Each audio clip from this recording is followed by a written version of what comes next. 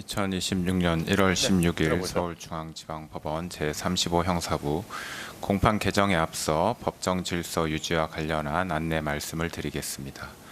재판장은 법정의 존엄과 질서를 해칠 우려가 있는 사람의 입정 금지 또는 퇴정을 명할 수 있고, 그 밖에 법정의 질서 유지에 필요한 명령을 할 수 있습니다. 이러한 재판장의 명령에 위반하는 행위를 하거나 폭언, 소란 등의 행위로 법원의 심리를 방해하거나 재판의 위신을 현저하게 훼손한 사람에 대해서는 20일 이내에 감치에 처하거나 100만 원 이하의 과태료를 부과할 수 있습니다.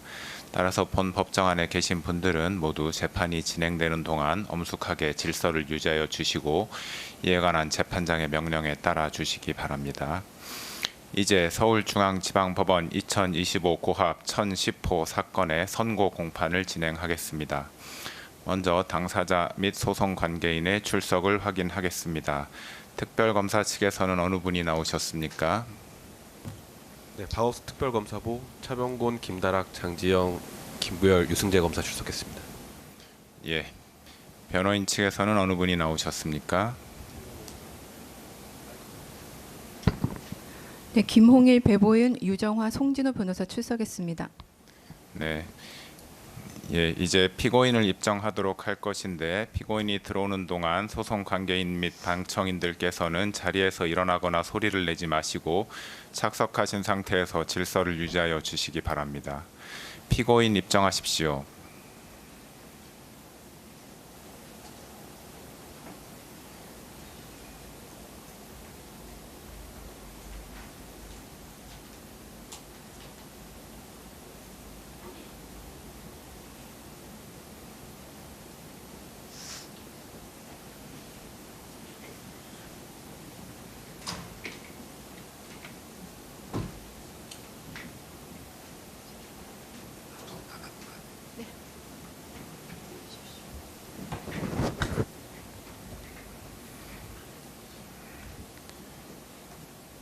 예, 피고인 판결 선고는 피고인이 착석한 상태에서 진행하겠습니다.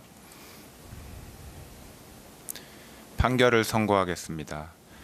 특별검사가 제출한 공소장에 기재된 피고인에 대한 죄명은 특수공무집행 방해죄, 허위공문서 작성죄, 허위작성 공문서 행사죄, 대통령 기록물 관리에 관한 법률 위반죄, 공용서류 손상죄, 직권남용 권리행사 방해죄, 대통령 등의 경호에 관한 법률 위반 교사죄 및 범인 도피 교사죄입니다.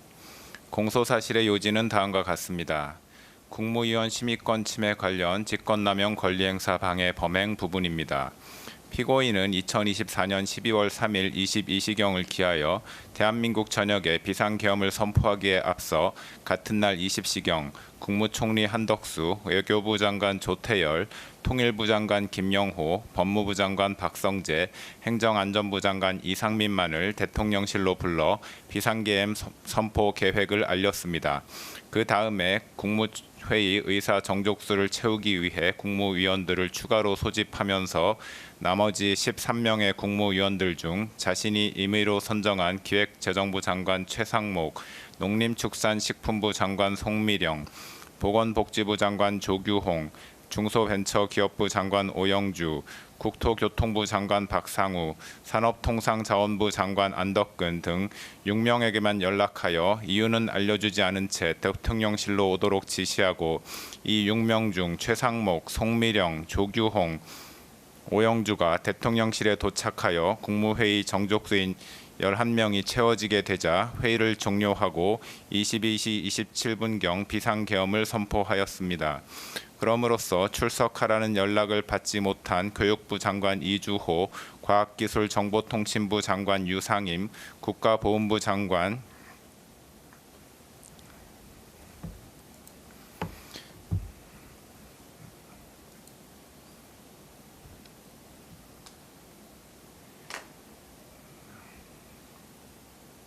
강정혜, 문화체육관광부 장관 유인촌, 환경부 장관 김완섭, 고용노동부 장관 김문수, 해양수산부 장관 강도형 등 7명의 국무위원 및 대통령실에 미처 도착하지 못한 박상우, 안덕근 등 2명의 국무위원으로 하여금 국무회의에 출석하여 비상계엄 선포 및 계엄사령관 임명에 관한 심의를 할 수 없도록 함으로써 위 9명의 국무위원들이 국무회의에 출석하여 헌법 질서와 국민의 기본권에 중대한 영향을 미치는 계엄 선포 및 계엄 사령관 임명에 관해 심의할 권리의 행사를 방해하였다는 것입니다.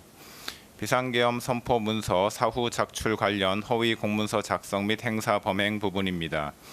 2024년 12월 3일 비상계엄 선포를 위해 국무위원 등이 모인 자리에서는 피고인이 국방부 장관 김용현으로부터 비상계엄의 선포를 보고받는 과정에서 국무총리 한덕수를 거치지 아니하였을 뿐만 아니라 피고인의 일방적 비상계엄 선포 후 대통령실 직원이 국무위원들에게 비상계엄 관련 문서에 서명을 요구하였지만 국무위원들이 서명을 거부하여 헌법상 대통령의 국법상 행위에 대한 문서주의 및 부서 제도가 기능하지 못하였습니다. 그 후 대통령 비서실 부속실장 강의구는 2024년 12월 6일경 대통령, 국무총리, 국방부 장관의 서명란이 기재된 2024년 12월 3일자 비상계엄 선포문 표지를 작성하였고 그 뒤에 국무총리 한덕수에게서 전달받은 비상계엄 선포문을 첨부하여 2024년 12월 3일자 비상계엄 선포문을 만든 후 국무총리 한덕수와 국방부 장관 김용현으로부터 부서를 받은 다음 12월 7일 피고인에게 보고를 하였습니다. 피고인은 이 비상계엄 선포문에 대통령란에 서명을 하여 강의구 부속실장에게 전달하였고 강의구 부속실장은 이 비상계엄 선포문을 대통령 비서실 부속실에 보관하였습니다. 이로써 피고인은 강의구, 한덕수, 김용현과 공모하여 마치 대통령의 국법상 행위인 12월 3일 비상계엄 선포가 국무총리와 국방부 장관이 계엄 선포 전 부서한 문서에 의하여 이루어진 것처럼 보이게 하거나 비상계엄 선포 관련 탄핵 또는 수사 절차 등에 행세할 목적으로 그 직무에 관하여 대통령이 서명하고 국무총리와 국방부 장관이 부서한 2024년 12월 3일자 비상계엄 선포문을 허위로 작성하고 그 무렵 이를 대통령 비서실 부속실에 보관하는 방법으로 행사하였다는 것입니다.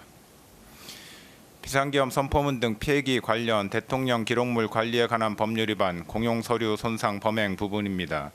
피고인이 위와 같이 대통령이 서명하고 국무총리와 국방부 장관이 부서한 2024년 12월 3일자 비상계엄 선포문을 허위로 작성한 후 수사기관의 비상계엄 관련한 사건에 대한 수사가 본격적으로 진행되자 한덕수 국무총리는 12월 8일 강의구 부속실장에게 전화하여 위 문건에 자신이 서명한 것을 없었던 것으로 하자고 하였습니다.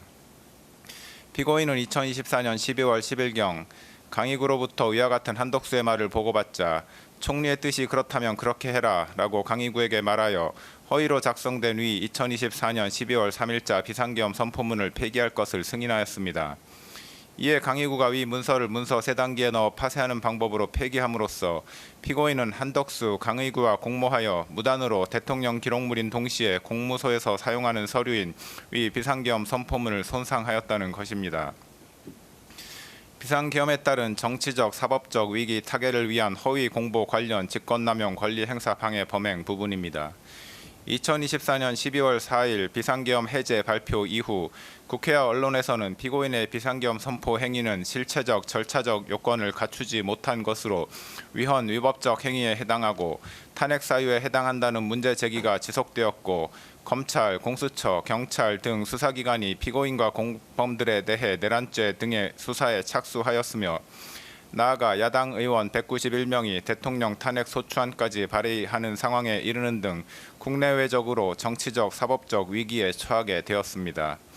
이에 피고인은 홍보수석실 해외 홍보비서관 겸 외신 대변인을 활용해 외신을 상대로 정당한 목적으로 적법한 절차에 따라 비상계엄을 선포하고 시행한 것처럼 거짓 홍보하여 국내외 부정적 여론을 무마하기로 마음먹고 2024년 12월 4일 오후경 해외 홍보 비서관 겸 외신 대변인에게 전화하여 국회의원 과반수의 비상계엄 해제 요구 요건을 알고 있었지만 의원들의 국회 출입을 통제하지 않았다. 국회가 동의 여부를 판단할 수 있도록 국회의원의 본회의장 진입을 막지 않았다. 대통령으로서 헌정 파괴 세력으로부터 자유민주주의 헌법 질서를 지키기 위한 액션은 했지만 합헌적 틀 안에서 행동을 취했다. 현재 국정마비 상황을 일단 타개하고 질서를 회복하기 위한 것이 목표였다. 헌정질서 파괴의 뜻은 추호도 없었다라는 내용의 프레스 가이던스, 즉 PG를 작성하게 하고 이를 외신들에게 전파하도록 지시하였습니다. 그러나 피고인이 지시한 PG의 내용은 허위의 사실이므로 외신 대변인에게는 피고인의 지시를 따를 의무가 없었는데도 피고인은 대통령실에 대한 지휘 감독 권한을 남용하여 외신 대변인으로 하여금 피고인이 알려준 허위의 사실을 PG로 작성하게 한 후 이를 외신 기자들에게 전달하게 하였고 외교부 부대변인에게도 위 PG를 보내주어 외신 기자들에게 전달하게 하였습니다. 이로써 피고인은 대통령 비서실의 업무를 총괄하고 소속 공무원을 지휘 감독하는 권한을 남용하여 외신 대변인으로 하여금 의무 없는 일을 하게 하였다는 것입니다. 내란 수사 대비 관련 대통령 등의 경호에 관한 법률 위반 교사 범행 부분입니다. 2024년 12월 4일 비상계엄 해제 이후 검찰, 공수처, 경찰 등 수사기관이 내란 등 혐의와 관련하여 피고인과 국군 방첩사령관 여인형, 수도방위사령관 이진우, 육군 특수전사령관 각종근 등에 대한 수사에 착수하였다는 사실이 대대적으로 언론에 보도되었습니다. 그러자 피고인은 2024년 12월 7일 군 사령관들에게 지급한 비화폰을 관리하는 경호처 차장 김성훈에게 전화하여 경호처의 비화폰 관리 담당자로 하여금 여인형, 이진우, 곽종근이 사용하는 비화폰 단말기의 통화 기록 등 정보를 수사기관이 볼 수 없도록 조치하게 하라고 지시하였습니다. 피고인으로부터 지시를 받은 김성훈은 같은 날 경호처에서 김모 지원본부장에게 전화하여 여인형, 이진우, 곽종근이 사용하는 비화폰 단말기의 통화 기록 등 정보를 수사기관이 볼 수 없게 조치하라고 지시하였습니다.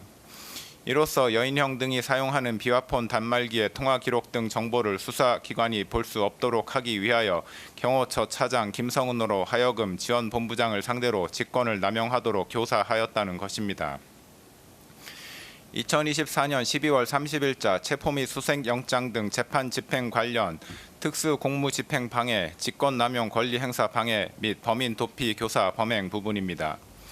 2024년 12월 4일 비상계엄이 해제된 후 검찰, 공수처, 경찰에서는 내란 혐의와 관련하여 피고인 및 공범자들에 대한 수사에 착수하였습니다. 공수처는 2024년 12월 16일경부터 2024년 12월 26일경까지 피고인에게 출석 요구서를 3회 발송하였으나 피고인은 출석 요구에 응하지 아니하였고 결국 법원은 2024년 12월 30일경 피고인에 대한 체포영장과 수색영장을 발부하였습니다. 법원이 발부한 영장을 집행하기 위해 공수처는 2025년 1월 3일경 체포영장의 집행을 시도하였는데 피고인은 대통령 경호처장 박종준과 차장 김성훈 등에게 체포영장은 불법이므로 이에 응할 수 없다고 하면서 체포영장 등의 집행을 저지하라고 지시하였고 피고인으로부터 지시를 받은 경호처장 박종준과 차장 김성훈은 대통령 경호처 간부회의 등을 통해 대통령의 방침이라면서 이광우 경호본부장 등에게 피고인의 지시사항을 전달하고 군, 경, 병력동원 계획, 차벽 설치 계획 등을 수립하여 영장 집행을 물리적으로 저지하기로 모의하였습니다. 2025년 1월 3일 영장 집행이 개시되자 박종준, 김성훈 등은 대통령 경호처에 배속된 제55 경비단과 제33 군사경찰경호대에 연락하여 병력 지원을 요청하고 대통령 경호처 소속 공무원 등을 동원하여 공관촌 1정문에서부터 대통령 관저 앞에 이르기까지 대형 버스 등을 차벽으로 설치하여 삼중의 저지선을 구축하고 차벽 주변에 대통령 경호처 소속 공무원 등으로 하여금 인간 스크럼을 짜게 하는 등의 방법으로 영장 집행 담당 공무원 등의 대통령 관저 진입을 저지하고 그 과정에서 공수처 소속 검사, 수사관 등 영장 집행 담당 공무원을 가로막고 붙잡고 밀치는 등의 유형력을 행사하였습니다. 이로써 피고인은 박종준, 김성훈, 이광우와 공모하여 경호처 소속 공무원 등 인적 물적 자원을 동원하여 법원이 발부한 체포영장 등 재판의 집행 업무를 수행하는 공무원의 직무 집행을 방해하고 직권을 남용하여 경호처 소속 공무원 등으로 하여금 영장 집행 담당 공무원들에게 유형력을 행사하게 하는 등 의무 없는 일을 하게 하였으며 박종준, 김성훈, 이광우로 하여금 피고인을 도피하게 하도록 교사하였다는 것입니다. 2025년 1월 7일자 체포 및 수색영장 등 재판 집행 관련 직권남용 권리행사 방해 범행 부분입니다. 1차 체포영장의 집행 저지 이후 경호처장 박종준이 2025년 1월 10일경 특수공무집행 방해 등 혐의로 경찰 조사를 받는 과정에서 사직서를 제출하였고 사직서가 수리되어 김성훈 차장이 처장 직무대행직을 맡게 되었습니다. 공수처는 1차 체포영장 등의 집행이 무산된 이후 2025년 1월 7일 피고인에 대한 체포 및 수색영장을 다시 발부받아 2025년 1월 15일 영장 집행을 시도하였습니다. 공수처의 체포영장 등 집행에 응할 수 없다는 피고인의 기조는 경호처장 박종준의 사임으로 처장 직무대행이었던 김성훈과 경호본부장 이광우에게 계속하여 유지되었습니다. 이러한 피고인의 기조에 따라 김성훈, 이광우는 공수처의 체포영장 등 집행을 저지하기 위해 대통령 경호처 소속 공무원 등을 동원하여 공관촌 내 주요 지점에 차벽과 윤형 철조망을 설치하고 인간 스크럼 짜기 훈련을 수차례 실시하였고 경호처 대테러부 소속 직원들에게 총기를 휴대하고 위력 순찰을 실시하도록 하였습니다. 이로써 피고인은 김성훈, 이광우와 공모하여 대통령 경호처장 등의 권한을 남용하여 소속 공무원으로 하여금 2025년 1월 7일자 체포영장 등 재판의 집행을 저지하기 위해 의무 없는 일을 하게 하였다는 것입니다. 개별 공소사실의 인정 여부에 관해 보겠습니다. 국무위원 심의권 침해 관련 직권남용 권리행사 방해 범행 부분입니다. 피고인은 2024년 12월 3일 비상계엄을 선포한 행위와 관련하여 이 법원에 내란 우두머리 혐의로 공소가 제기되어 현재 재판 계속 중인데 피고인이 한 국무회의 소집 행위는 계엄 선포 행위 이전에 이루어진 것으로서 대한민국 헌법 및 관계 법령이 규정하는 계엄 선포에 필요한 사전 절차인 국무회의의 심의를 거치기 위한 것에 불과하므로 별건 내란 우두머리죄 공소사실 기재 행위의 실행에 착수 전 단계에서 행하여졌다고 보는 것이 타당합니다. 따라서 이 부분 공소제기는 이중기소에 해당하지 않습니다.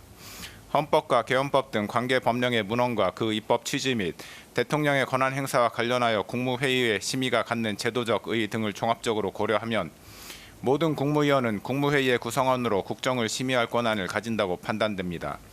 따라서 대통령이 국무회의를 소집하는 경우 국무위원 전원에게 소집 통지를 하여야 하고 일부 국무위원에게 소집 통지가 결여된 경우에는 해당 국무위원의 심의권이 침해되었다고 보아야 합니다.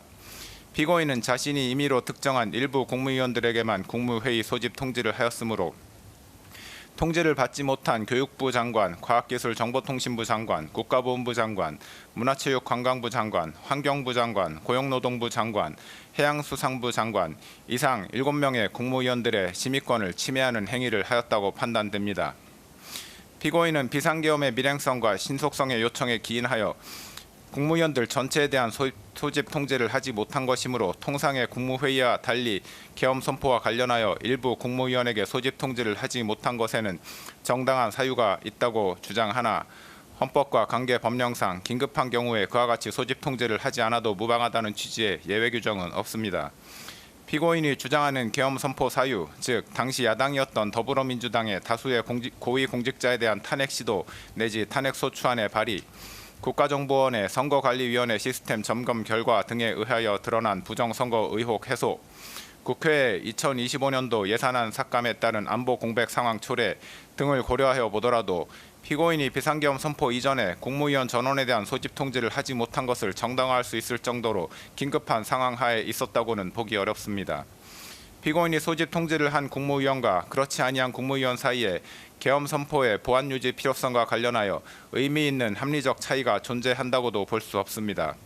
피고인은 계엄 선포 당시 국회 통제 등 물리적 조치를 수반하지 아니한 채 단지 국민들에게 국가안보 위기 상황, 야당에 의한 국정와비 상황 등의 현황 및 심각성을 알리기 위한 목적에 이른바 메시지 계엄을 선포하려고 한 것이었다고도 주장하는데 피고인의 위와 같은 주장에 따르더라도 국무위원 전원에게 소집 통지를 하지 못할 정도로 긴급성과 밀행성이 요구되는 상황이 존재하였다고 보기 어렵습니다. 오히려 비상계엄과 같은 국가 긴급권을 행사할 경우 국가의 각 분야에 있어 비상 상황을 초래할 수 있고 다양한 분야에서 국민의 기본권을 침해할 소지가 있으므로 국가 긴급권 행사의 오남용에 따른 피해를 미연에 방지하기 위해 국정 각 분야의 보좌 및 심의를 담당하고 있는 국무위원 모두에게 국무회의에 소집을 통지할 필요성은 더욱 크다고 할 것입니다. 결국 피고인이 교육부 장관, 과학기술정보통신부 장관 등 7명의 국무위원들에 대한 국무회의 소집 통지를 하지 않아 해당 국무위원들이 국무회의에 참석하지 못하도록 한 행위는 직권을 남용하여 위 각 국무위원의 심의권을 침해한 행위에 해당하고 이에 관한 피고인의 고의 역시 인정된다고 할 것이므로 이 부분 직권 남용 권리 행사 방해죄는 유죄로 인정됩니다.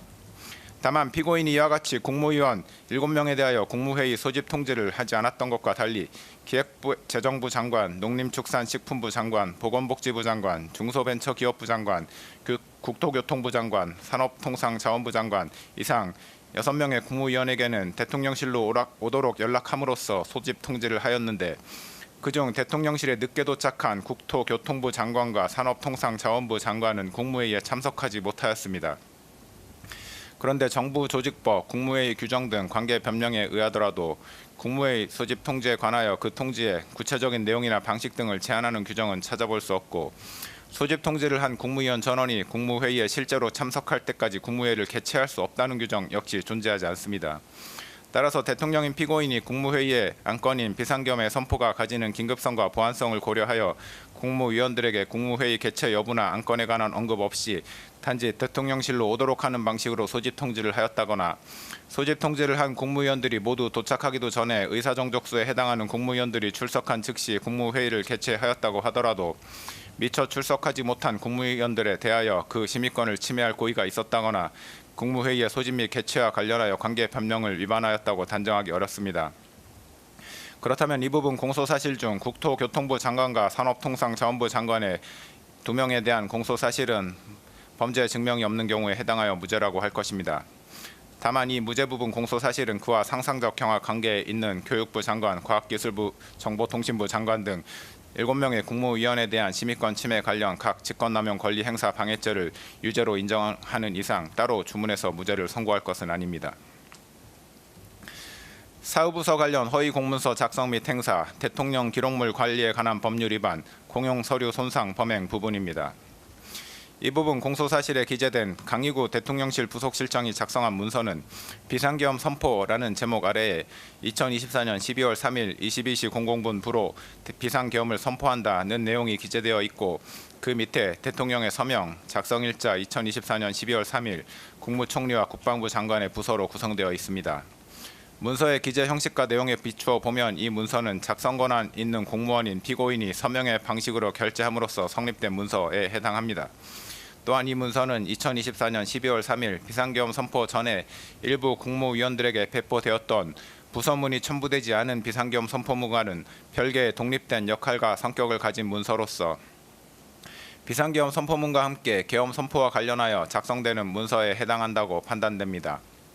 이러한 문서의 기재 형식과 내용, 과거 비상계엄 선포와 관련하여 작성되었던 문서와의 형식적, 내용적 유사성, 관련자들의 진술 내용 등을 종합하여 보면 강희구 부속실장은 12.3 비상계엄이 헌법 제82조에서 정한 비상계엄 선포를 위한 절차적 요건을 갖추었다는 점을 증명하기 위하여 문서를 기한하였고 피고인 스스로도 이 문서가 비상계엄 선포에 관하여 국무총리와 관계 국무위원회 부서를 받은 문서라는 점을 인식하면서 문서에 서명하였다고 할 것이므로 위 문서는 피고인이 그 직무에 관하여 작성한 공문서라고 보는 것이 타당합니다.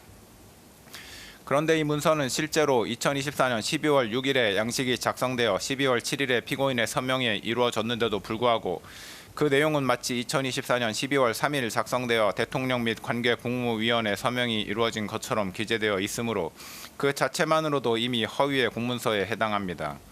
또한 이 문서의 내용은 대통령인 피고인이 비상계엄 선포 당일인 2024년 12월 3일 관계 국무위원인 국방부 장관과 국무총리의 부서 및 피고인의 결재를 거쳐 문서로서 계엄을 선포한 것처럼 기재되어 있는데 실제로는 피고인이 계엄을 선포하기 전에 관계 국무위원회 부서가 이루어지지 않았으므로 이 점에서도 이 문서의 내용은 허위입니다.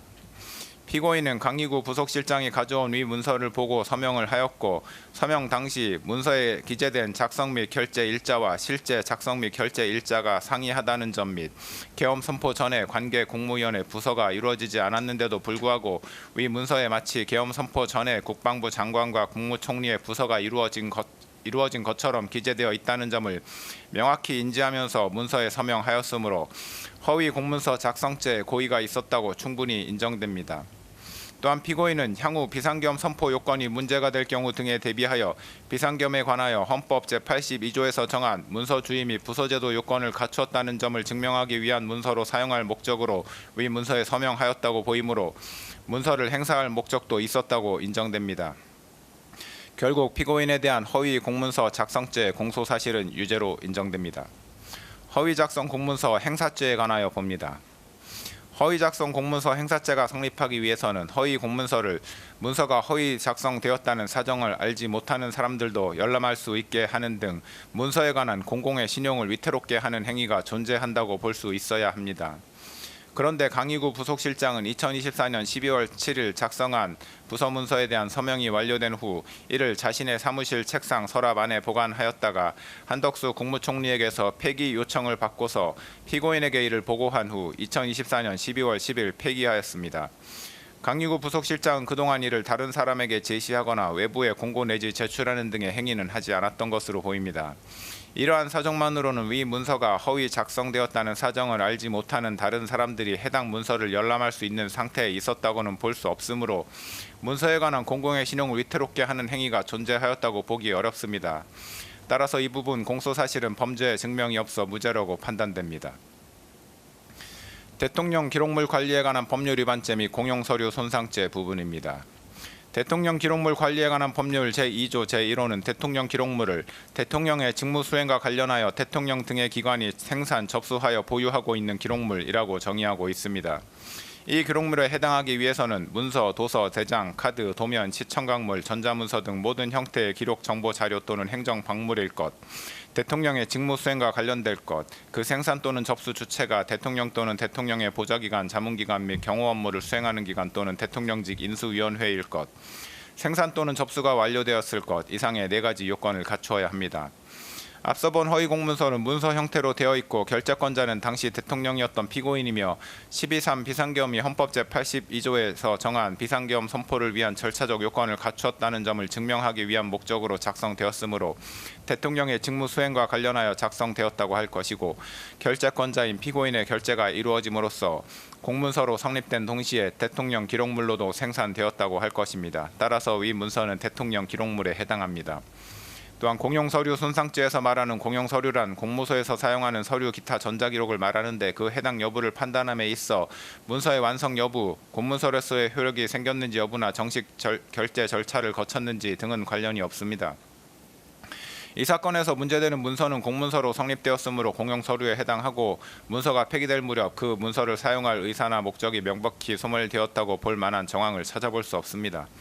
따라서 피고인이 한덕수 국무총리 및 강희구 부속실장과 공모하여 위 문서를 폐기한 행위는 대통령 기록물 관리에 관한 법률 위반죄 및 공용서류 손상죄에 해당한다고 판단됩니다. 이 부분 공소사실은 각 유죄로 인정됩니다. 허위 공보 관련 직권남용 권리행사 방해죄 부분입니다. 피고인이 2024년 12월 4일 하모 해외 홍보 비서관 겸 외신 대변인에게 전화하여 국회의원 과반수의 비상계엄 해제 요구 요건을 알고 있었지만 의원들의 국회 출입을 통제하지 않았다. 국회가 동의 여부를 판단할 수 있도록 국회의원의 본회의장 진입을 막지 않았다. 대통령으로서 헌정 파괴 세력으로부터 자유민주주의 헌법 질서를 지키기 위한 액션은 했지만 합헌적 틀 안에서 행동을 취했다. 현재 국정마비 상황을 일단 타개하고 질서를 회복하기 위한 것이 목표였다. 헌정질서 파괴의 뜻은 추호도 없었다. 라는 내용의 피지를 작성하게 하고 이를 외신에 전파하도록 지시한 사실 및 이 지시를 받은 해외 홍보 비서관이 그 내용대로 피지를 작성한 후 이를 외신 기자들에게 전달하였고 외교부 부대변인에게도 피지를 보내주어 외신 기자들에게 전달하게 한 사실은 인정됩니다. 정부조직법, 국가공무원법 등 관계 법령의 내용을 종합하여 보면 대통령 비서실 소속 비서관은 대통령의 직무를 보좌하는 자로서 대통령의 명에 따른 지휘 감독을 받는 관계에 있고 이에 따라 직무를 수행할 때 상관인 대통령의 직무상 명령에 대한 복종 의무를 부담합니다. 특별검사는 공소사실에서 대통령 비서실 소속 비서관에게는 사실에 터잡아 업무를 수행하여야 할 의무가 있으므로 대통령이 해외 홍보 비서관에게 허위 내용의 피지를 작성하여 외신에 전달하도록 한 행위는 대통령으로서의 직권을 남용하여 비서관에게 의무 없는 일을 하게 한 것이라고 하였으나 관계법령에 의하더라도 대통령 비서실 소속 비서관이 사실에 터잡아 업무를 수행하여야 할 의무가 있다고 볼 만한 근거 규정은 찾을 수 없고 국민의 알 권리에 관한 헌법 규정 등에 의하더라도 대통령 비서실 소속 비서관의 그러한 의무가 도출된다고는 볼 수 없습니다. 대통령실 대변인이 전파하는 피지는 국정 현안에 관한 대통령실의 입장을 표명하거나 홍보하는 것으로서 피지의 내용이 언론에 보도되는 경우에도 대통령실의 입장 표명임을 표시하게 될 뿐만 아니라 동시에 해당 국정 현안에 관한 다른 언론 기사들도 보도되는 것이 통상적이라 할 것이므로 피지의 내용의 일부 사실관계에 부합하지 않는 내용이 포함된다고 하여 국민들의 알 권리가 침해된다고 보기도 어렵습니다. 피지를 작성하여 전달하는 행위는 사실관계를 있는 그대로 보도하는 행위와는 분명한 차이가 있습니다. 대통령의 명령에 따라 피지를 작성 및 전파하는 해외 홍보 비서관으로서는 특정 현안에 관한 대통령의 입장을 가능한 한 신속하고 정확하게 작성하여 외신 등에 전달하여야 할 의무를 부담할 뿐 대통령이 전달을 요청한 입장 내용 중 사실관계에 관한 내용이 있는지 여부를 가려내거나 사실관계와 일치하지 않는 내용이 있는지 여부까지 판단할 권한 또는 의무가 있다고 볼 수 없습니다. 결국 이 사건에서 피고인의 피지 전파 지시를 받은 해외 홍보 비서관에게 피지의 내용이 허위인지 여부를 판단하여 그 내용을 수정하여 전달하거나 전달을 거부할 의무가 있었다고 볼 수 없으므로 이 부분 공소사실은 범죄 증명이 없어 무죄라고 판단됩니다. 내란 수사 대비 관련 대통령 등의 경호에 관한 법률 위반 교사죄 부분입니다. 피고인은 경호처가 이미 제출한 비화폰 통화 목록과 비화폰은 위법하게 수집한 증거에 해당하여 증거 능력이 없다고 주장하므로 이에 관하여 봅니다. 비화폰과 비화폰 통화 목록은 일반인에게 알려지지 아니한 것으로서 그 내용이 누설되면 국가 안전 보장에 명백한 위험을 초래할 우려가 있다는 점에서 군사기밀보호법에서 정하는 군사기밀에 해당함은 분명하고 피고인이 사용한 비화폰과 피고인의 비화폰 통화 목록은 대통령이 업무와 관련하여 생산한 기록 정보 자료 내지 물품이라고 볼 수 있으므로 대통령 기록물법에서 정하는 대통령 기록물에 해당합니다. 그런데 군사기밀보호법은 수사기관의 군사기밀에 대한 압수수색 검증 자체를 제한하고 있지는 않고 압수된 군사기밀의 사후 처리와 관련된 내용만을 정하고 있을 뿐입니다. 대통령 기록물법 역시 수사기관의 대통령 기록물에 대한 압수수색 검증 자체를 제한하고 있지 않으며 압수된 대통령 기록물의 사후 처리와 관련된 내용도 정하고 있지 않습니다. 그렇다면 수사기관이 적법하게 발부받은 법원의 압수수색 검증 영장에 따라 군사기밀과 대통령 기록물을 압수하는 것이 군사기밀보호법과 대통령 기록물법에 위반된다고 볼 수는 없습니다. 경찰청 국가수사본부 비상계엄특별수사단 이하 경찰 특수단이라 합니다. 은 2025년 4월 9일 서울 서부지방법원 판사에게서 적법하게 압수수색 검증 영장을 발부받아 경호처와 협의를 거친 후 경호처가 소유, 소지 또는 관리하는 비화폰 및 비화폰 통화 목록을 압수하였고 압수 이후 군사기밀보호법에서 정한 군사기밀의 사후관리 규정을 위반하였다는 사정도 보이지 아니하므로 경호처가 경찰 특수단에 이미 제출한 비화폰 및 비화폰 통화 목록은 위법하게 수집된 증거에 해당하지 않습니다. 김성훈 경호처 차장의 직권남용에 관하여 봅니다. 국방부는 2024년 12월 6일 곽종근 특수전 사령관, 이진우 수도방위 사령관, 여인영 방첩 사령관에 대하여 직무정지 처분을 하였는데 경호처장이 위 군사령관들에 대한 암호 자재 취급 인가를 해제하지는 않았으므로 군사령관들에 대한 암호 자재 취급 인가 자체는 여전히 유효하였다고 보입니다.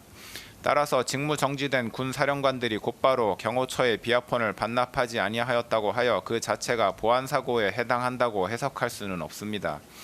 김성훈 차장은 피고인과 군 사령관들에 대한 수사가 본격적으로 시작되자 비화폰이 수사기관에 압수될 경우 피고인과 군 사령관들 사이의 통화 기록이 확인될 것을 염려한 나머지 보안 사고에 해당한다고 하면서 김모 지원본부장에게 비화폰 내 통화 기록 삭제 및 수사기관이 비화폰을 열어보지 못하도록 하는 조치를 할 것을 지시하였습니다. 김성훈 차장의 이러한 지시는 내란 우두머리 혐의 등으로 수사를 받고 있던 피고인의 사적 이익을 추구할 목적에서 이루어졌고 더욱이 지원본부장으로부터 그러한 조치가 증거인멸에 해당할 수 있다는 점을 여러 차례 보고받았으면서도 보안 조치를 종용하였는데 이는 수사기관의 적법한 수사활동을 방해하는 것입니다. 따라서 김성훈 차장은 국가공무원으로서 업무를 수행함에 있어 법령을 준수하여야 할 의무를 위반하였다고 판단됩니다. 김성훈 차장의 지시에도 불구하고 지원본부장은 비아폰에 저장된 통화 기록을 삭제하거나 원격 로그아웃 조치를 하지 아니하여 수사기관이 비아폰을 열어보지 못하게 하는 등 구체적인 권리 행사 방해 결과가 발생하지는 않았습니다.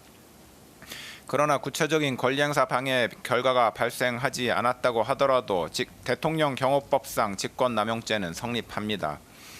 피고인은 2024년 12월 7일 김성훈 차장에게 전화하여 비아폰에 대한 조치를 지시하였는데 피고인의 지시는 피고인과 군사령관들에 대한 수사에 대비하기 위한 것으로 이해되고 김성훈 차장으로부터 증거인멸의 우려가 있다는 취지의 보고를 받았는데도 비아폰에 대한 조치를 재차 지시하였습니다. 피고인의 김성훈 차장에 대한 위와 같은 지시는 결국 수사기관이 비아폰을 열어볼 수 없도록 조치하라는 것이었습니다.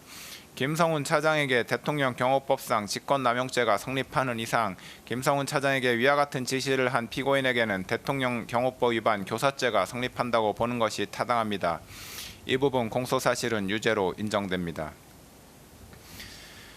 공수처의 2024년 12월 30일자 체포영장 등의 집행 저지와 관련한 피고인의 특수공무집행 방해, 직권남용 권리행사 방해, 범인 도피 교사 범행에 관하여 봅니다. 피고인은 검찰이 군검찰과 함께 구성한 12.3 비상계엄사태 특별수사본부로부터 2차례에 걸쳐 출석 요구를 받았으나 모두 불응하였고 공수처가 경찰 특수단 및 국방부 조사본부와 구성한 12.3 사태 공조수사본부로부터 3차례에 걸쳐 출석 요구를 받았으나 모두 불응하였습니다. 공수처는 2024년 12월 30일 서울 서부지방법원에 피고인을 내란 우두머리 등 혐의로 체포할 수 있도록 하는 체포영장을 청구하여 같은 날 위 법원에서 체포영장과 수색영장을 발부받았습니다. 이 수색영장에는 본건 수색영장은 별도로 발부하는 피의자에 대한 체포영장의 집행을 위한 피의자의 소재 발견을 위하여만 발부하고 압수 및 압수를 위한 수색을 불허하므로 형사소송법 제110조, 제111조가 적용되지 않음이라는 기재가 포함되어 있었습니다. 이 체포영장과 수색영장을 발부받은 공수처가 피고인의 직권남용 권리행사 방해 및 내란 우두머리 혐의에 관하여 수사권이 있는지에 관하여 봅니다. 공수처는 고위공직자 범죄 및 관련 범죄에 관하여 수사권이 있습니다. 형법 제123조의 직권남용 권리행사 방해죄는 공수처가 수사할 수 있는 고위공직자 범죄에 해당합니다.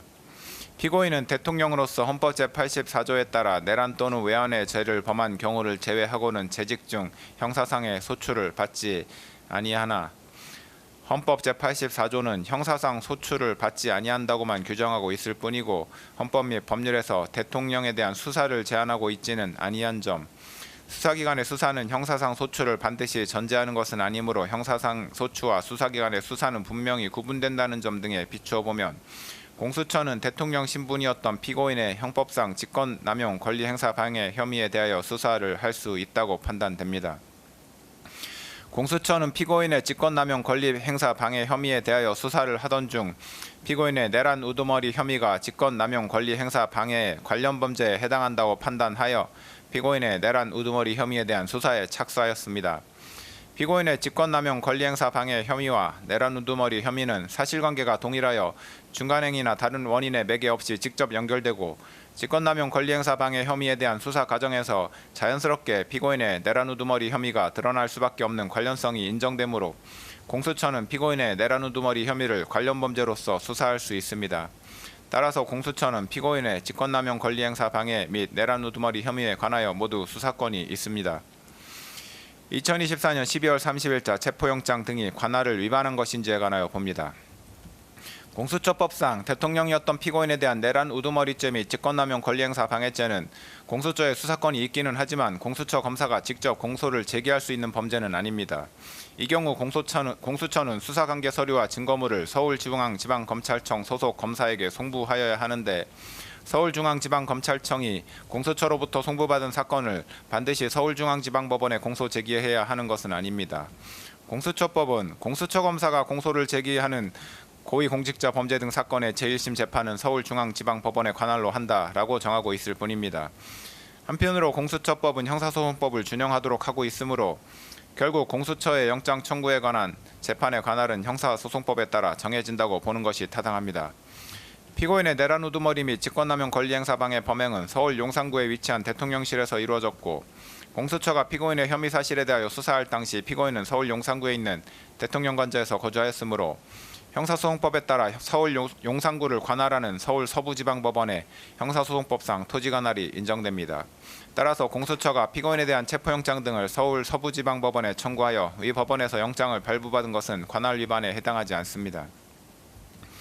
서울 서부지방법원의 2024년 12월 3일자 수색영장에 본건 수색영장은 별도로 발부하는 피의자에 대한 체포영장의 집행을 위한 피의자의 소재 발견을 위하여만 발부하고 압수 및 압수를 위한 수색을 보라하므로 형사소송법 제110조 제111조가 적용되지 않음이라고 기재되어 있는 것으로 인하여 이 영장이 위법 무효인지에 관하여 봅니다. 형사소송법 제110조 제1항은 군사상 비밀을 요하는 장소는 그 책임자의 승낙 없이는 압수 또는 수색할 수 없다고 규정합니다. 이 조항이 군사상 비밀이라는 대상 또는 목적물에 관한 규정인지 군사상 비밀을 요하는 장소라는 장소적 제한에 관한 규정인지가 불분명하나 군사상 비밀이라는 대상 또는 목적물에 관한 규정으로 이해하는 것이 타당합니다. 그렇다면 군사상 비밀은 물건의 발견을 목적으로 하는 수색의 경우에는 위 조항에 따라 책임자의 승낙이 없이는 수색을 할 수 없지만 군사상 비밀을 요하는 장소에서 피의자를 체포하기 위한 수색의 경우에는 위 조항이 적용되지 않는다고 해석해야 할 것입니다. 나아가 위 조항은 수사기관의 압수 또는 수색과 같은 대물적 강제처분에 관한 것이므로 체포와 같은 대인적 강제처분에 있어서는 적용되지 않음이 분명합니다. 그렇다면 군사상 비밀을 요하는 장소에서 피의자를 체포하기 위한 수색 및 그에 따른 체포에 관하여는 형사소송법 제110조가 적용되지 않으므로 책임자의 승낙이 없었다고 하더라도 위법하다고 볼 수 없습니다. 서울 서부지방법원 영장 담당 판사가 일부 기각 취지를 밝히면서 형사소송법 제110조 제111조가 적용되지 않음이라고 기재하였더라도 이와 같은 내용이 새로운 법률적인 효과를 발생시키는 것은 아닙니다. 그렇다면 설령 형사소송법 제110조가 장소적 제한에 관한 규정에 해당하기 때문에 군사상 비밀을 요하는 장소에서 피의자를 체포하기 위한 수색의 경우에도 책임자의 승낙을 받아야 한다고 해석하더라도 수색영장에 기재된 형사소송법 제110조, 111조가 적용되지 않음이라는 내용은 무익적인 기재사항에 불과하다고 보아야 할 것이므로 그 부분을 제외한 나머지 부분에 관하여 수색영장은 여전히 유효하다고 판단됩니다. 결국 이 수색영장은 헌법과 법률 조항에 위배되지 아니하므로 유효한 영장이라고 할 것입니다. 대통령 관저를 포함한 공관촌이 형사소송법 제110조 제1항에서 정하는 군사상 비밀을 요하는 장소임은 분명하고 그 책임자는 박종준 경호처장이었습니다. 박종준 경호처장은 공수처가 2024년 12월 30일자 체포영장 등의 집행을 위하여 2024년 12월 31일과 2025년 1월 1일에 경호처에 협조 요청 공문 및 허가 요청 공문을 보낸 데 대하여 아무런 답변을 하지 않았고 2025년 1월 3일 공수처가 위 체포영장 등을 집행하는 과정에서는 형사소송법 제110조를 이유로 영장 집행에 대한 승낙을 거부하였습니다. 그런데 군사상 비밀을 요하는 장소에서 피의자를 체포하기 위한 수색 및 그에 따른 체포에 관해서는 형사소송법 제110조가 적용되지 않으므로 책임자의 승낙이 없다고 하더라도 체포영장 집행을 위한 수색 및 체포가 위법하다고 볼 수 없습니다.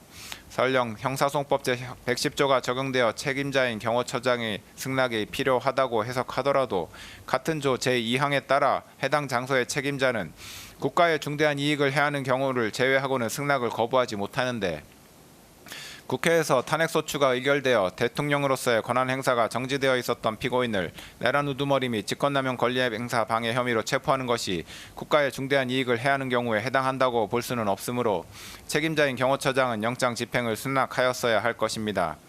따라서 경호처장의 수색영장 집행 승낙 거부는 형사소송법 제110조 제2항을 위반한 것으로 그 효력이 없다고 보아야 하므로 어떻게 보더라도 공수처가 경호처장의 승낙 없이 2024년 12월 30일자 체포영장 등의 집행에 나아간 것은 적법합니다. 공수처는 2025년 1월 3일 오전에 공관촌에 도착하여 2024년 12월 30일자 체포영장 등을 집행함에 있어 영장을 박종준 경호처장, 김성훈 차장, 이광우 경호본부장 등에게 지시하였고 박종준, 김성훈, 이광우 등은 이를 모두 확인하였습니다. 비록 공수처가 당시 공관촌 제1정문 앞에 나와 있던 도모 변호사에게 체포영장 등을 제시하지는 않았던 것으로 보이나 당시 위 변호사는 이 사건에 관한 피고인의 변호인이 아니었으므로 공수처가 피고인의 변호인 조력권을 침해하였다거나 영장 집행이 위법하였다고 볼 수 없습니다. 2024년 12월 30일자 체포영장 등에 기재된 수색 장소는 대통령 관저가 있는 서울 용산구 한남대로의 특정한 한 개의 집원뿐이었는데 공수처는 2025년 1월 3일에 체포영장 등을 집행함에 있어 대통령 관저 외곽 1정문 지역을 지나 영장에 기재된 수색 장소에 이르기까지 영장에 기재된 지번 외의 지번에 해당하는 지역들을 지나갔습니다. 수색이란 물건 또는 사람을 발견하기 위하여 일정한 장소나 물건, 사람의 신체를 뒤지는 강제 처분을 의미하므로 수색 장소로 이동하는 행위를 수색이라고 볼 수는 없고, 수색영장의 집행을 위하여 수색 장소로 이동하는 행위는 압수수색영장의 집행에 필요한 처분으로서 허용됩니다. 다만 집행의 목적을 달성하기 위한 필요 최소한도의 범위 내에서 그 수단과 목적에 비추어 사회통념상 상당한 행위여야 하는데, 당시 공수처가 영장에 기재된 수색 장소로 이동하기 위해서는 대통령 관저 외곽 1정문 지역 등을 지날 수밖에 없었고, 영장 집행 담당 공무원 등이 수색 장소로 이동하였던 것 외에 수색 장소에 기재되지 아니한 곳에서 수색 행위를 하였다는 정황은 보이지 않습니다. 따라서 영장 집행 담당 공무원 등이 수색 장소로 이동하기 위하여 수색영장에 기재되지 아니한 다른 지역을 통과한 행위는 수색영장 집행에 필요한 처분에 해당하여 적법합니다.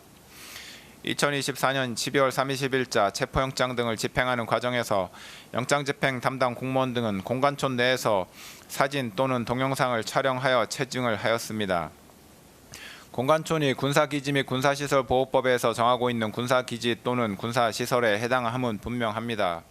그런데 대통령 관저의 주둔지 부대장인 제55 경비단장은 수사기관에서 영장 집행 담당 공무원 등의 출입을 허가하였다고 진술하였습니다. 또한 군사기지법에 따르면 군사기지 또는 군사시설의 촬영은 허용되지 않지만 관련 법조문 해석상 수사기관이 수색영장의 집행에 필요한 처분으로서 촬영을 하는 것이 전면 금지된다고 볼 수는 없고, 목적 달성의 필요 최소한의 범위 내에서 허용된다고 보입니다. 체증 영상 및 사진을 촬영한 주체는 수사기관이고, 촬영 목적도 범죄 수사 및 재판 과정에서 증거로 사용하기 위한 것이었던 것으로 보이며, 이로 인하여 군사기지 및 군사시설 보호에 어떠한 장애가 발생한 것으로 보이지도 않습니다. 체증 영상 및 사진의 공관촌의 전체적인 구조, 구체적인 경호 계획 등과 같은 높은 수준의 보안을 요하는 군사상 비밀이 촬영되지도 않았습니다.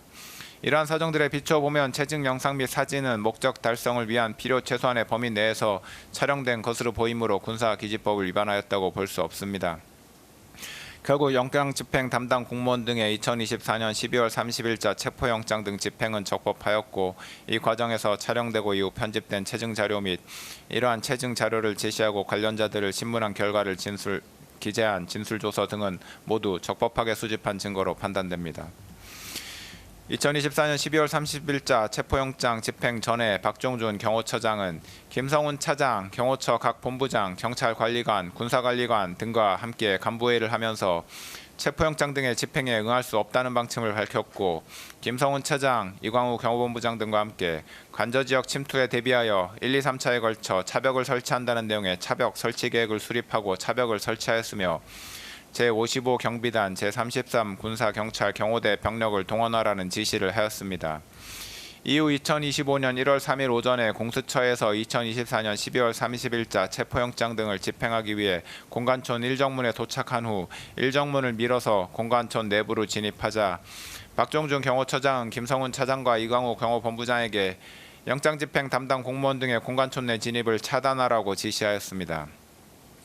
박종준 경호처장 등의 지시에 따라 경호처 소속 공무원들은 차벽 설치 계획에 따라 마련된 1차, 2차, 3차 저지선에서 영장 집행 담당 공무원 등에게 유영력을 행사하며 영장 집행을 저지하였습니다.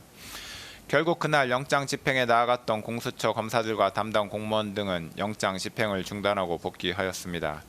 이와 같이 박종균 경호처장, 김성훈 차장, 이광우 경호본부장은 이 부분 공소사실 기재 범행을 사전에 공모하였고, 이러한 공모에 따라 영장 집행 담당 공무원 등이 2024년 12월 30일자 체포영장 등을 집행하지 못하도록 경호처 소속 공무원들을 지휘하여 경호처 소속 공무원들이 영장 집행 담당 공무원 등에게 유영력을 행사하도록 한 사실이 인정됩니다.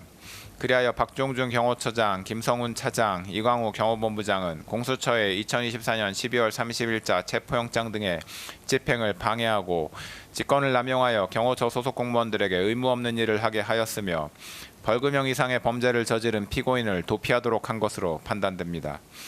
특별검사는 공소사실에서 김신 경호처 가족경호부장도 박종준 경호처장 등과 공모하여 이 범행을 한 것으로 기재하였으나, 가족경호부장의 지위에 있었던 김신은 본부장급이 참여하는 간부회의에 참석하지 않았던 것으로 보이고, 가족 데스크에 추가로 비치되었던 3단본과 케이블 타이의 비치를 자신이 지시하지도 않은 것으로 보이는 점 등에 비추어 보면 제출된 증거만으로는 김신익, 박정준 경호처장 등과 이 부분 범행을 공모하였다고 인정하기 어렵습니다.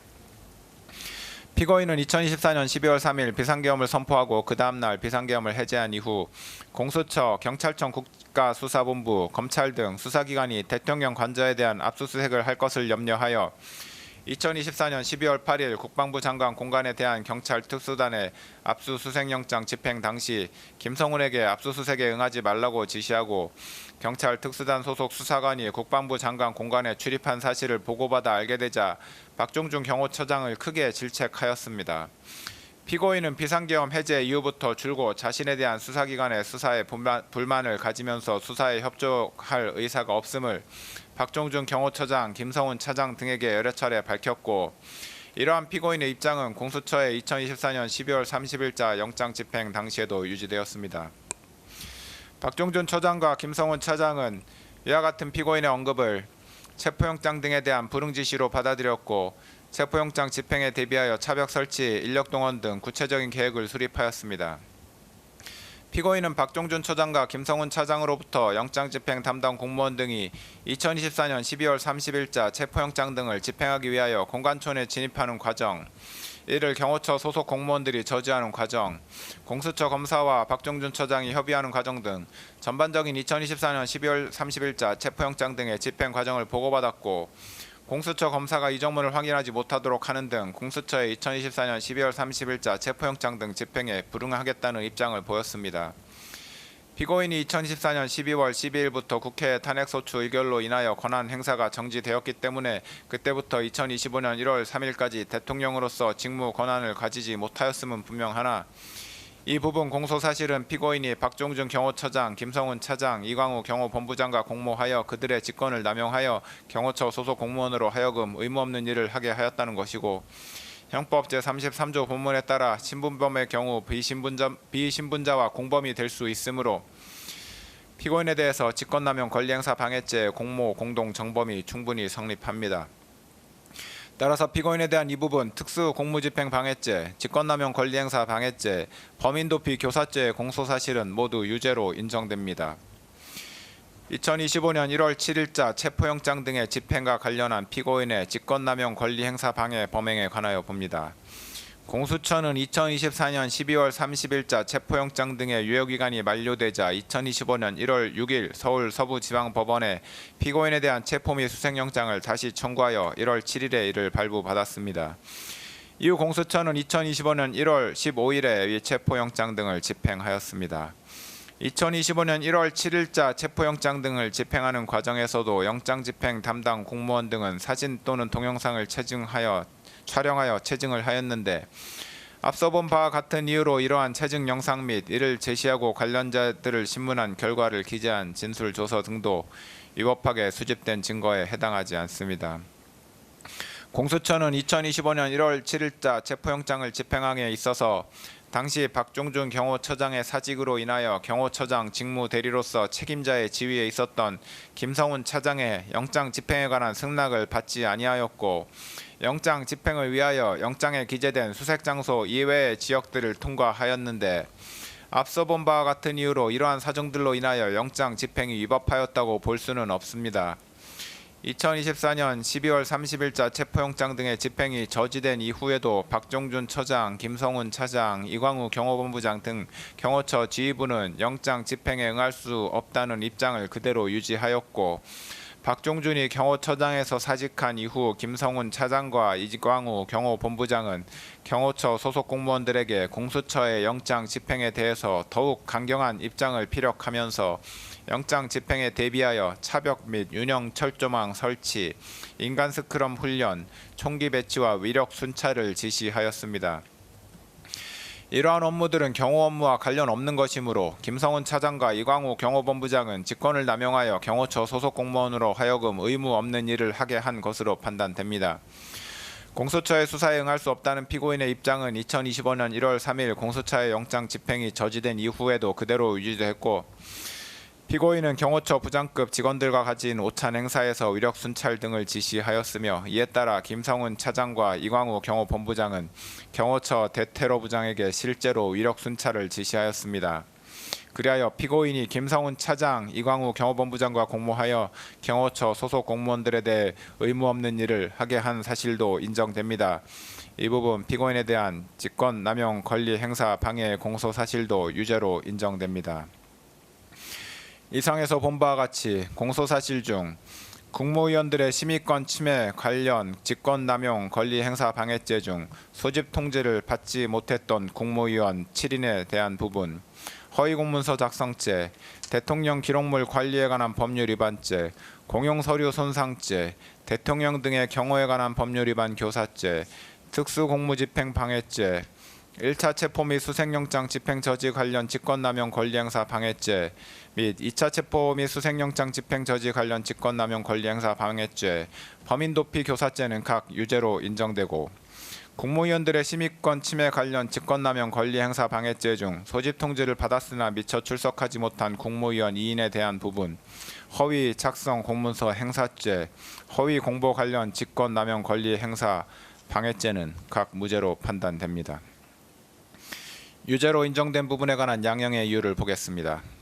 유죄로 인정된 범죄들은 일부 상상적 경합범 관계 및 실체적 경합범 관계에 있으므로 형법과 관련 법률에 따라 법률상 처단형의 범위를 산정하면 피고인에 대하여 징역 1개월 이상, 징역 11년 3개월 이하의 형을 선고할 수 있습니다.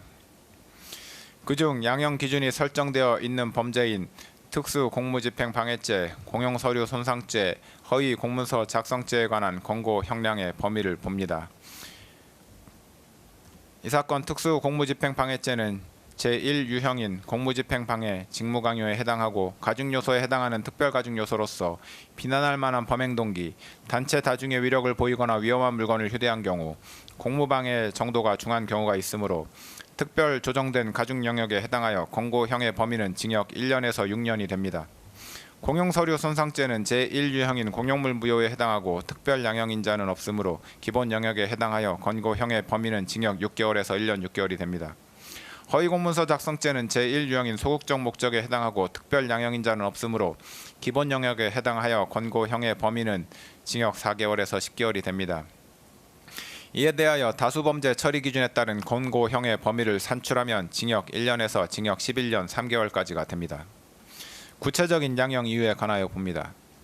국가긴급권의 행사인 계엄 선포는 전 국가적 혼란을 초래하고 국민의 기본권을 다각도에서 침해할 위험성이 매우 크다 할 것이므로 국가적 위기 상황을 타개하기 위한 다른 수단과 방법이 없는 지극히 예외적인 경우에 한하여 이루어져야 합니다. 대한민국 헌법 및 계엄법에서 계엄 선포에 관하여 국무회의의 심의를 특별히 명시하고 있는 것 역시 이와 같은 위험성을 가진 대통령의 국가긴급권 행사 권한의 오남용을 막고 그 독단을 견제하기 위함이므로 대통령으로서는 계엄 선포 여부를 결정함에 있어 평시의 국가 현안에 관한 국무회의에 있어서보다 국무위원 전원의 의견을 더욱 경청하고 신중을 기하였어야 합니다. 그런데 피고인은 12.3 비상계엄 선포에 관하여 전례 없이 자신이 특정한 일부의 국무위원들에게만 국무회의 소집을 통지하여 국무회의를 개최함으로써 헌법과 계엄법의 규정을 정면으로 위반하여 통지를 받지 못한 국무위원들의 심의권을 침해하였습니다. 피고인은 이에 그치지 않고 더 나아가 계엄 선포에 관하여 헌법에서 정한 국무총리 및 관계 국무위원회 사전 부서가 적법하게 이루어진 것처럼 허위로 문서를 작성하는 데 가담하였고 이후 대통령 기록물이자 공용서류에 해당하는 이 문서를 적법한 절차에 의하지 않고 임의로 폐기하였습니다. 피고인은 대통령으로서 누구보다 헌법을 소화하고 법질서를 준수할 의무가 있는데도 도리어 헌법과 관련 법령에서 대통령의 독단과 권력의 남용을 방지하기 위하여 규정한 절차적 요건을 경시하는 태도를 보였으므로 이는 비난받아 마땅합니다. 한편 피고인은 대통령으로서 법질서를 존중할 의무를 부담하는데도 이를 저버린 채 비상계엄 선포와 관련한 범죄 혐의로 수사를 받는 과정에서 경호처 소속 공무원들을 이용하여 자신에 대한 수사기관의 적법한 영장 집행을 저지하거나 증거인멸을 시도하였습니다.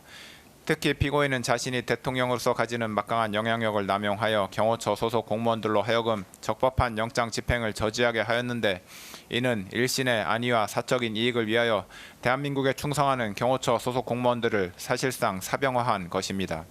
이와 같은 공무집행 방해 범행은 정당한 공권력 행사를 무력화시키고 국가의 법질서 기능을 저해하는 중대한 범죄에 해당하는 점, 피고인이 범행에 이르게 된 경위, 구체적인 범행 내용 등에 비춰 보면 피고인의 죄질이 매우 좋지 아니합니다. 그런데도 피고인은 이 사건 범행에 관하여 납득하기 어려운 변명으로 일관하면서 자신의 잘못을 반성하는 태도를 전혀 보이고 있지 아니합니다.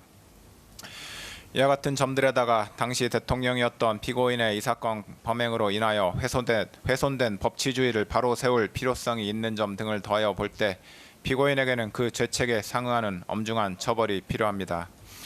다만 허위 공문서 작성, 대통령 기록물 관리에 관한 법률 위반 및 공용서류 손상 범행의 경우 피고인이 적극적으로 범행을 주도하거나 확정적인 계획하에 범행하였다고는 보기 어려운 점, 형사처벌을 받은 전력이 없는 초범인 점 등을 피고인에게 유리한 정상으로 참작하고 그 밖에 피고인의 나이, 성행, 환경, 범행의 동기와 경위, 수단과 결과, 범행 후의 정황 등 이 사건 기록과 변론에 나타난 양형의 조건이 되는 여러 사정들을 종합하여 형을 정하기로 합니다. 이상의 이유로 다음과 같이 판결을 선고합니다. 피고인 일어서십시오. 주문.